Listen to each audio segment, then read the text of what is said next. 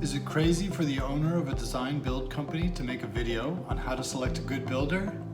Maybe. But over the years we've heard so many horrible stories about renovation projects and have even been called in to pick up the pieces of projects left in tatters by an unscrupulous or chaotic contractor.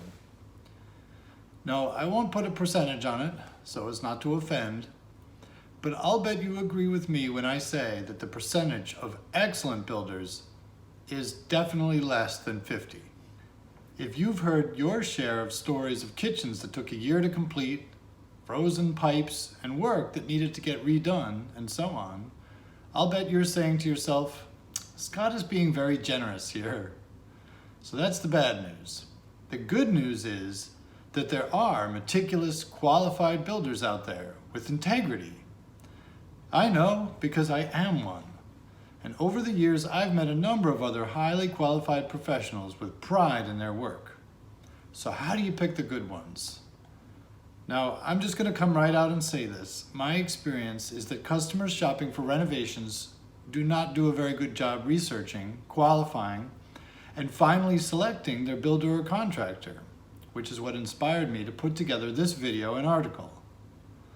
If you're feeling at all ruffled by this perhaps bold statement, ask yourself this question. Am I 100% confident that my interview and qualification process will enable me to select a high-quality, principled builder? And if you calmly and confidently answered yes to this, then you don't need to read my article here. In fact, I'd like you to give me a call with some tips. But if you had even a flicker of uncertainty in answering, for your own sake, please read and give some consideration to the points and criteria here. Of course, I'm not going to read the article to you in this video, but I do want to bring up 3 points. At first, in today's digital world, we usually start our research with a visit to the company's website. Why should we care if a builder has a clean, professional website? After all, we need a good craftsman and project manager, not a web designer. But if the website is filled with misspellings and broken links and obsolete data, how detail-oriented will that company be in managing and executing your project? Now, the builder himself didn't build the site, so why are we blaming him? Because the website is a project that he was responsible for managing. Sloppy management and oversight is just that, whatever the project. Second, I want to put an idea out there that may be a little unconventional. Do a little more work before you meet the builder. After some time on their website and checking reviews, what if you ask them for and speak to one reference prior to the home meeting? I say speak to because that's how you're going to get the most spontaneous and forthright discussion of performance. And you'll have a chance to ask follow-up questions if you hear hesitation. That's going to give you a place to start when you meet the builder and might give you ammunition for good interview questions.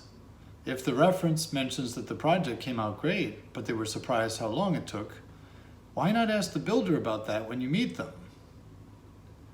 Make sure to ask the reference if the builder demonstrated knowledge and experience.